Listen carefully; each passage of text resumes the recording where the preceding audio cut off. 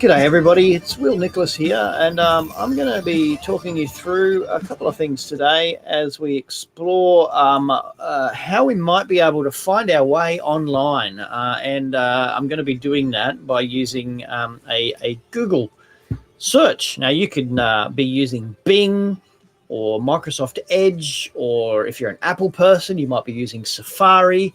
However you're doing it, a search engine is going to look pretty much the same as this. So looking at the search engine, we've got like this little symbol here, which is like a magnifying glass. If you find that symbol, then you've got a field here. See this field? This field here is where you can type stuff in that you're looking for. So you might be wanting to look up something about dogs, or trees. Yep. Or today, what we're going to be looking for is a little thing called Bible Gateway. Now, if you have a look, as soon as I start typing, it's put in a list of all of the things that I have a tendency to search for without putting anything in. So text this week, which I'll talk about a bit later, Bible Gateway, Google, Netflix, SoundCloud, all different things that I tend to Google and search when I'm checking stuff out. But if I wanted to look up Bible Gateway, when I start typing in the words Bible Gateway, it auto-fills the rest of it in for me. But if you've never searched for it before, you may have to type the whole lot out. But I can actually just go straight here to Bible Gateway, and then it brings me to a new page. And it tells me that my search has resulted in 33,500,000 results in 40 seconds. That's pretty good. That's a lot of results. But when you're Google searching, you don't want a lot of results. So it's always a good idea to try and narrow your search. Fortunately for us, the top result, the number one result, is BibleGateway.com, which is what we're looking for here. So just to go through that again, I'll go back. We're at our Google search page, and we're going to make a search. We start typing in into that field there, Bible Gateway. It comes up, we click on it, and it takes us into our search results page where we've actually been able to find what we're looking for, and it's at the top of the list. Now, if it doesn't come up at the top of the list for you because your algorithm hasn't remembered that you go there all the time like mine does, then what we've got to do instead is we've got to go scrolling down and have a look through the various different other possibilities in the list. There's lots here. Okay, so, but for us, or for me right now, Bible Gateway's come up number one. So I click on the link there. Now, my link's purple because universally on the internet pretty much, a link that you've been to before will be purple, and a link that you've never been to before will be that kind of dark blue color here we've got here. So we find our way to BibleGateway.com, and this is the actual Bible Gateway website. And you can see here, you've got a whole bunch of stuff you can have a look at. You can go and explore this anytime you want to. There's no requirement to log in or sign up, even though it asks you to do that there. There are advantages to doing that, but there's no reason why you need to do that at this point in time. So we go here and it says enter passage or keyword on topic. So we want to look up this Sunday's reading, which is, let me have a quick look at that. It is, hang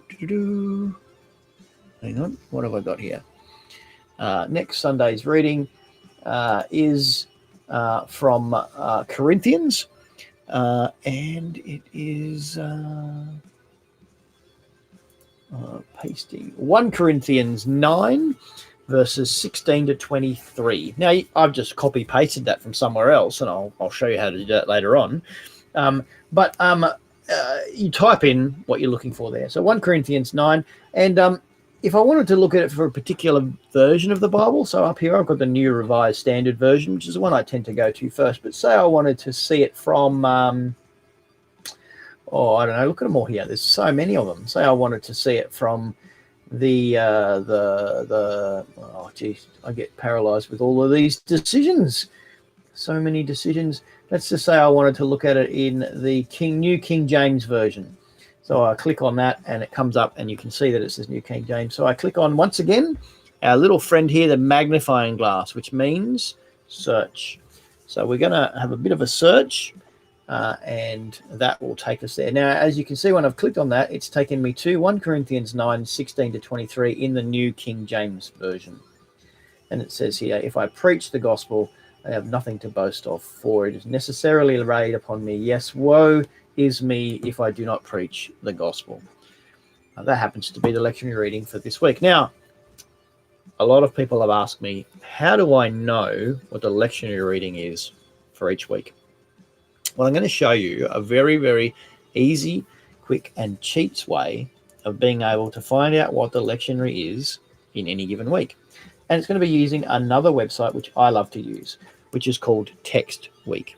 So if you go Text Week and type that in, it'll take you to the Text This Week page at the top of your search list. Now, it may not be at the top. As I said before, you've got to have a bit of a look, but you're looking for this one, Text This Week. And the more you use it, the more it'll come up.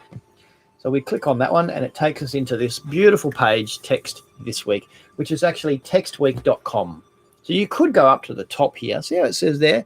That's where the address, the URL box is, address list is. You could type in textweek.com up there and it would take you straight here. But search engines are probably a bit easier to manage. Now, if you have a look at this, you'll see that down this side over here is a list of different things here, and it's got dates on it. And it says here, you know, Advent 2, Advent 3, Advent 4, Advent. So it's got all the lists of the different lectionaries that you've got. And if you have a look, it comes down here to Epiphany 5, which is where we're up to, February 7. Click on that, and you'll discover all these wonderful delights. Now, somebody's been working here. Look at this. Let me just make that a little bit bigger. You can see here that I've already had a look at Isaiah. I've already had a look at Corinthians, and I've already had a look at Mark.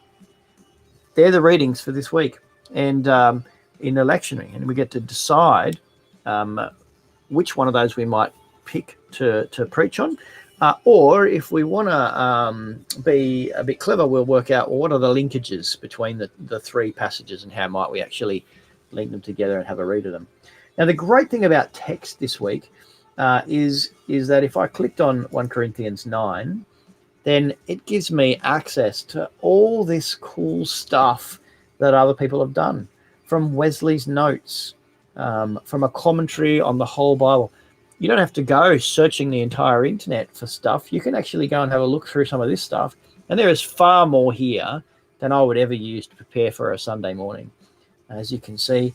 And it even will point you towards places where you might have a drama, hymns and music, or arts or other bits and pieces that you could do. And there's even a movie concordance that will actually take you to show what kind of movies might be speaking about this. So there's a great resource here. Now, I realize I'm potentially giving away too many of my secrets here. You'll be going, oh, well, if it's all here on the internet, what do we need you for? Well, I mean, you have to answer that question for yourself. But I'm really keen for us as individuals to be taking seriously our own time, our own research, and to be able to use a computer or iPad or smartphone or whatever device we have in our house to be able to assist us to explore and be engaged in our discipleship.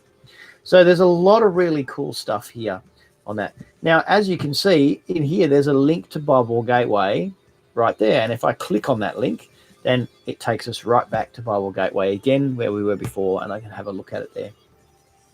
So that's a bit of an introduction into a couple of useful online tools that I've actually found extraordinarily helpful in being able to, first of all, find out what the lectionary is, what direction we might be taking as a community, because at St. David's we do follow the Revised Common Lectionary, and as well as all of that, to do our own little bit of exploring, to have a bit of a look around.